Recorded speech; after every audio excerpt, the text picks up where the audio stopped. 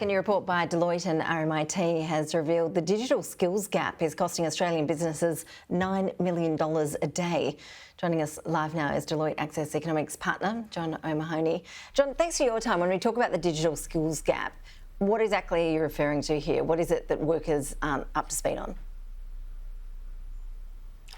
Ashley, there are a lot of different digital skills gaps in businesses across the country. About 60% of large businesses say they can't get the digital skills in workers that they need. Now, some of that, Ashley, is at the top end. It's artificial intelligence, machine learning, data analytics skills.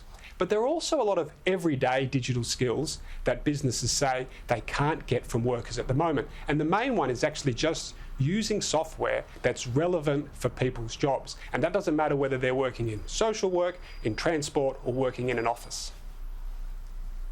So is it that businesses aren't prioritising catching workers up on these digital skills? It sounds like it is a pretty important thing for them to do.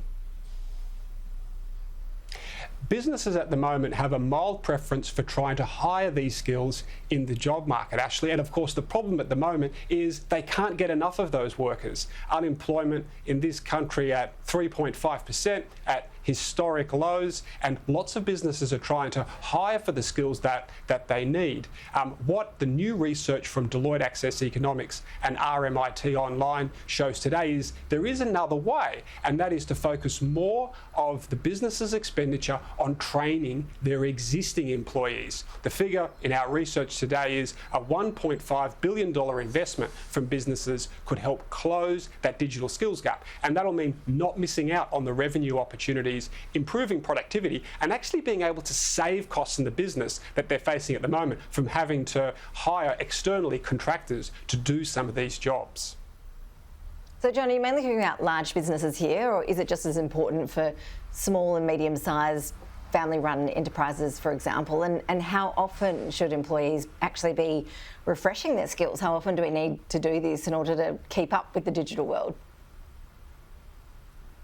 The digital world, Ashley, is changing all around us. And down the track, we've got big changes coming from the metaverse, from artificial intelligence, the Internet of Things, and much more. But there's a lot of changes that are already happening now. A big one is just the greater use of data analytics inside businesses, which is just trying to understand more about what's happening in the market, what are the key customer trends, what are the opportunities that might be coming from overseas. And you can use anything from a basic software program right up to something more advanced in order to try to use those skills. Now, that's true for large businesses. It's even more true for small businesses. We know that small businesses that are more advanced in their digital technology use are 50% more likely to be growing their revenue over time. And actually, small businesses will find it harder to hire the top skills in the current labour market. So we believe there's a lot of important messages here for the small business community as well. Now, John, I see as part of that survey you referred to earlier that you also looked at what it is that attracts a worker to a company and what makes them leave a company. Unsurprisingly, higher pay was number one in terms of why they want to go and work for a particular company. The next factor, though, was flexible work. How have you seen the demands over flexible hours and location, for that matter, really change since the pandemic?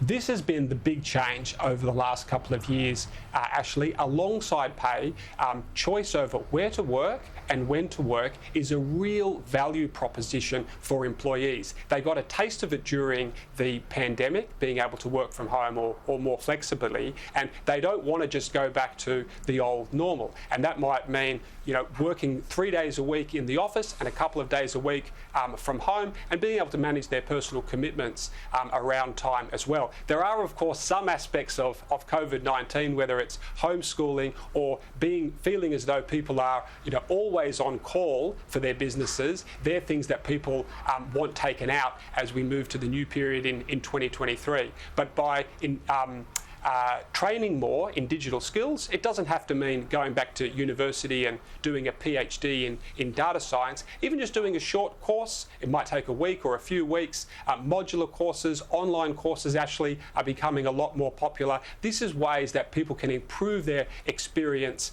at work, and that will make them more likely to stay at their businesses, at their current employers as well.